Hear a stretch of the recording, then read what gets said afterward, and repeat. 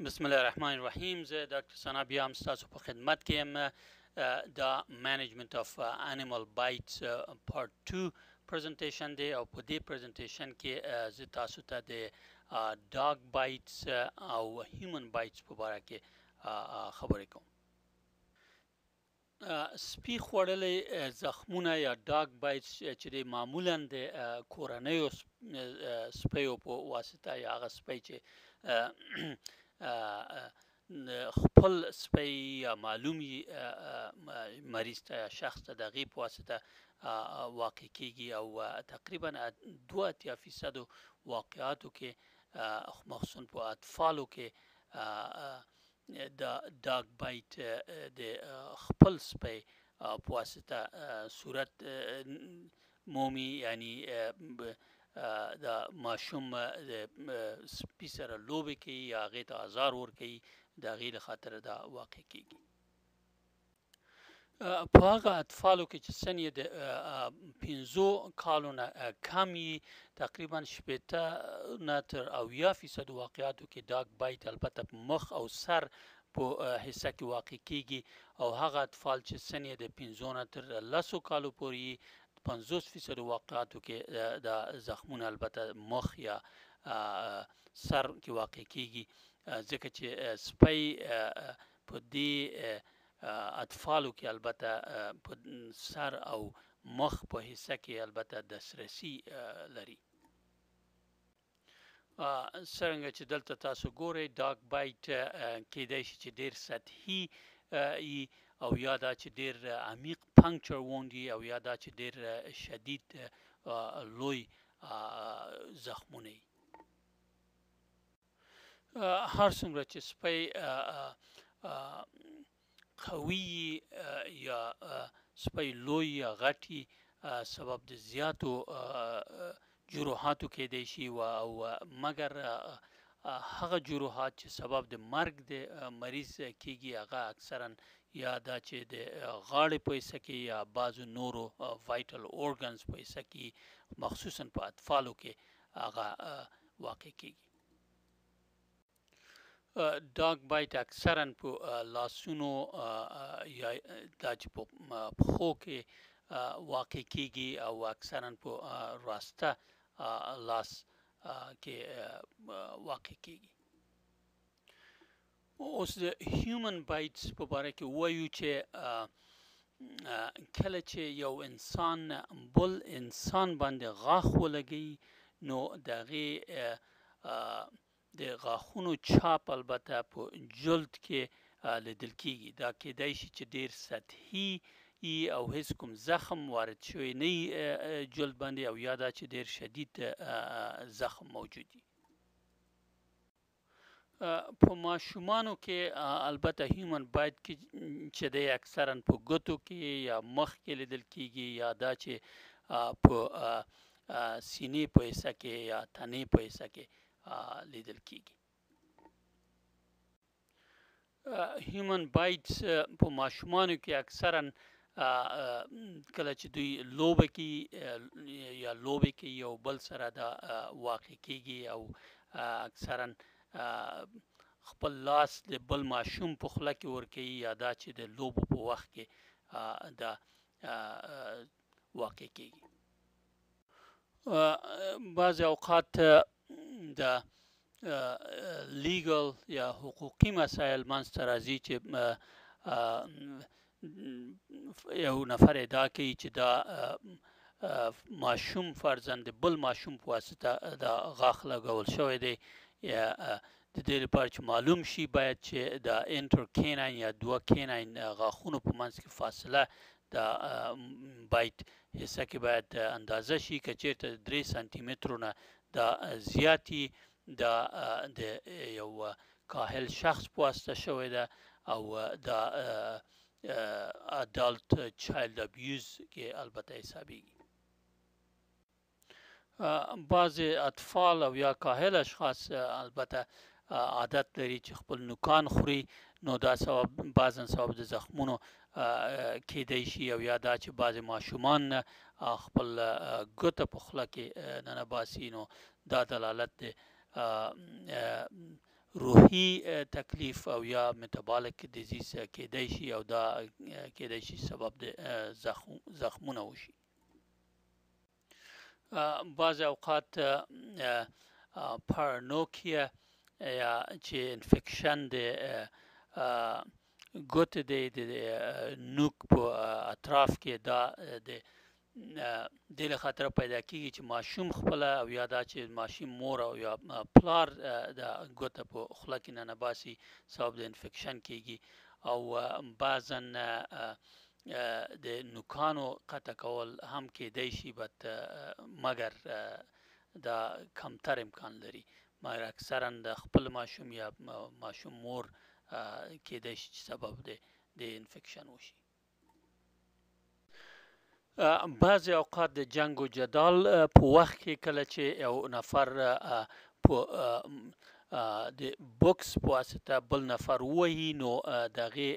لاس د بل سړي د غاښونو سره زخمی کېږي چې دې ته کلینچډ فست انجري وایي چې دا کېدای شي چې د دې هډوکی مات شي یا دا زخم البته منتن کېږي د دې سړي د خولې په واسطه او سبب د انفیکشن کېږي. کلینچډ فست انجري کې انفیکشن کېدای شي چې د بل نفر د خولې نه او یا دا چې د خپله د نفر د لاس د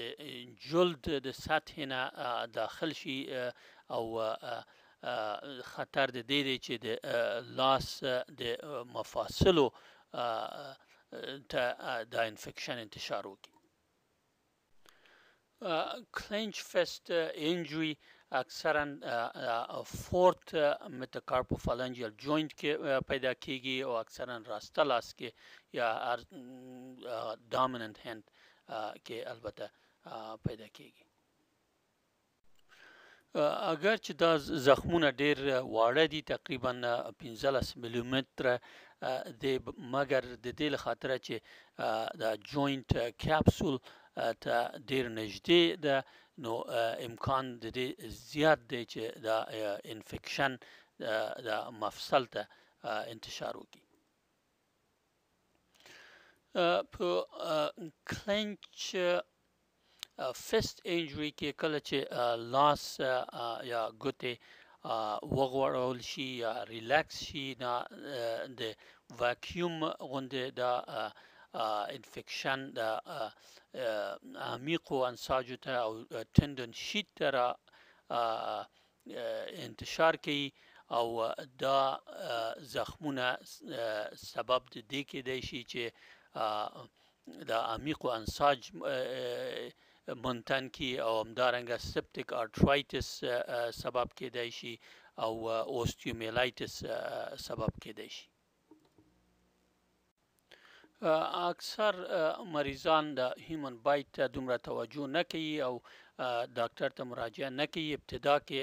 او هغه وخت مراجعه کوي چې انفیکشن البته پیدا شوی او انتشار کړي چې هغه لږ ناوخته دی. د سیکشوال اسالټس او یا ابیوز په وخت کې هیومن بایټس کله کله د برسټس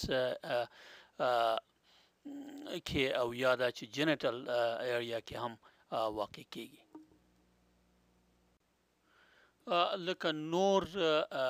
انیمال بایټس غوندې کله چې هیومن بایټس کې انفیکشن پیدا شي نو مریض کېدای شي چې تبه ولري، سوروالی ولري، هماغه ناحیه کې پړسوب او درد او پیورلن ډرینیج او یا دا چې لمفنجایټس کېدای شي چې مریض ته پیدا شي او کامپلیکیشنونه د انفیکشن امکان لري چې واقع شي، مثلا سبکوتانیوس ابسسس، اوستیومیلایټس، سپټیک ارترایټس، تندنایټس او باکټریمیا. په هیومن بایټس کې څنګه چې په کات بایټ او ډاګ بایټس کې لیدل کېږي پاسچوریلا مولټوسیدا انفیکشن البته ډیر په سرعت سره انتشار کوي او په ظرف د 12 نه تر 24 ساعتو پورې البته سبب د ډیر سوروالی او پړسوب او شدید درد په هغه ناحیه کې کیږي مګر سیستمیک ساينس مثلا تبا او لمفادیناپاتی هغه کمتر په ابتدا کې لیدل کیږي. پاستچورلا انفیکشن چې هیومن بایټس کې لیدل کیږي بعضاً سب اکیوت انفیکشن سبب ګرځي او علائم او اعراض پس یوې ورځې یا 3 ورځې نه وروسته پیدا کیږي مګر سیستمیک انفیکشن د دې میکروب واسطه البته د 0% واقعاتو نه کمتر لیدل کیږي او که چیرته سیستمیک انفیکشن موجود وي نو دا کیدای شي چې هډوکو ته مفاصلو ته وینې ته او یا مننجس ته انتشار وکړي. په ډاګ بایټ کیټ بایټ او همدارنګه هیومن بایټس کې مخصوصا هیومن بایټ او کیټ بایټ کې باید چې تداوی معطل نشي او که چیرته انفیکشن موجود وي او که نه باید چې تاسو تداوی د انټي بایوټیک په واسطه باید شروع کړئ د دې لخاطر چې ډیر زیات امکان لري چې دا سبب د انفیکشن وشي او دا خطرناک انفیکشن وي. هغه کسان چې 24 ساعتو نه زیات معطل کوي یا وروسته د 24 ساعتو نه مراجعه کوي ډاکټر ته هغه وخت کې زیات امکان لري چې انفیکشن پیدا شوی مګر بهتر دا دی چې مخکې له دې نه چې انفیکشن پیدا شي په ابتدا کې ډاکټر ته مراجعه وکړي چې انفیکشن نه جلوګیری وشي یا دا چې وقایه وشي. دا د پارت 2 ختم دی او د انیمال بایټس د تداوی لپاره البته پارت 3 ته تاسو مراجعه وکړئ. تشکر ستاسو د توجه نه.